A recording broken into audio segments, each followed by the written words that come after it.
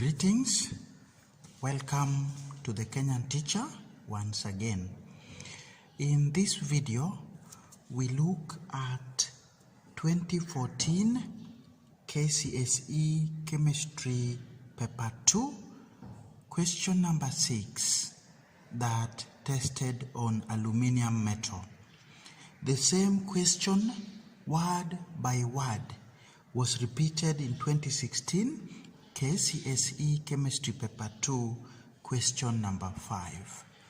Welcome and be with us till the end of the video. So, the diagram below represents a setup of an electrolytic cell that can be used in the production of aluminium metal. So here is our electrolytic cell. We have our cathode being the inner lining, and then we have anode up here.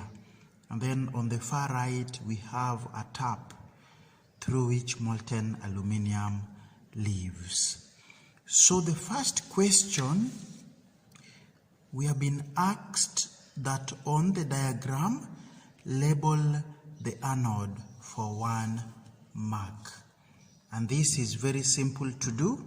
The anode is any of these 3 electrodes that are dipped into the electrolyte. So the examiner expected you to just label any one of them for 1 mark.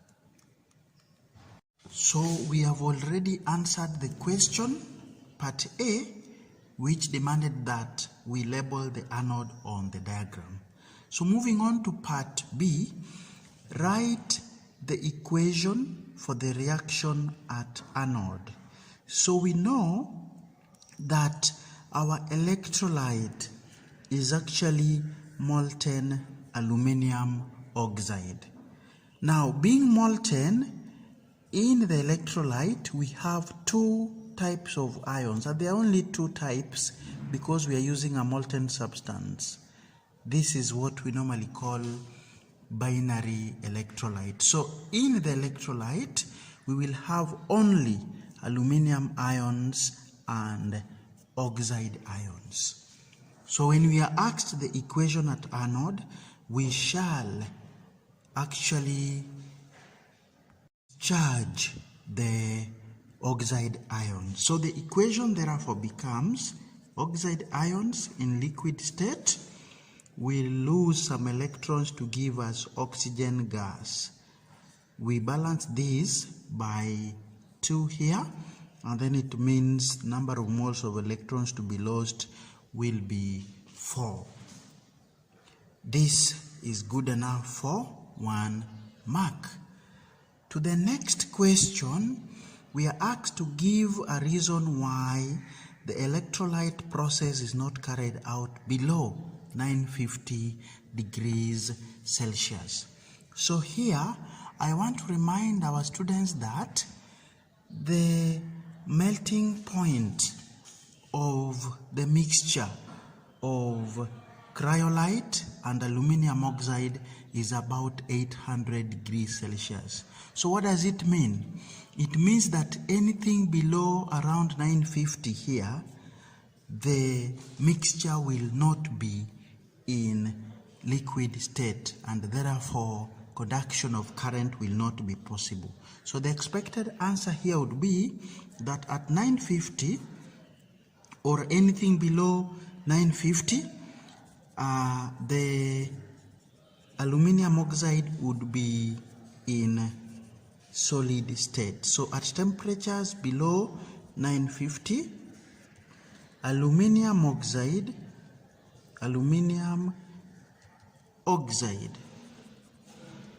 would be in solid state. And then what happens? Hence, the ions will not be mobile to conduct electric current. That would be the expected answer for that part, again for 1 mark. To the next question, give a reason why the production of aluminium is not carried out using reduction process. And here the answer is as easy as common reducing agents. Common reducing agents, and here we do use mainly carbon. Carbon, as we know, is below aluminium in the reactivity series, so it cannot reduce aluminium oxide. That was the answer, or the expected answer, for the question that asks the reason as to why we obtain aluminium via electrolytic means and not by reduction. To the next question, give 2 reasons why only aluminium ions are discharged. So remember, in our electrolyte, we have a mixture of cryolite and aluminium oxide. So why do we only discharge aluminium ions? 2 reasons here. 1, aluminium ions are in higher concentration. They are in higher concentration than sodium ions are in the cryolite, because cryolite introduces sodium ions in our electrolyte. The second reason why we discharge aluminium ions is that aluminium ions are lower. They are lower than sodium ions in the electrochemical series.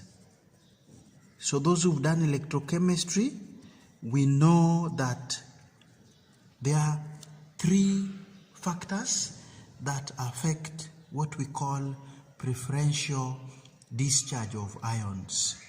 1 being position of ion in the electrochemical series, and here we said the higher the metal ion in the series, the more difficult it is to be discharged. Second factor we look at is concentration, which has come out very clearly in our reason number 1. And then we also have a third factor that we call nature of electrode. Now to the next question, 2 properties of duralumin that make it suitable for use in aircraft industry. So here we have quite a number. Duralumin is lighter, and as you give your answer here, we expected your answers to be comparative. So duralumin is lighter, duralumin is stronger,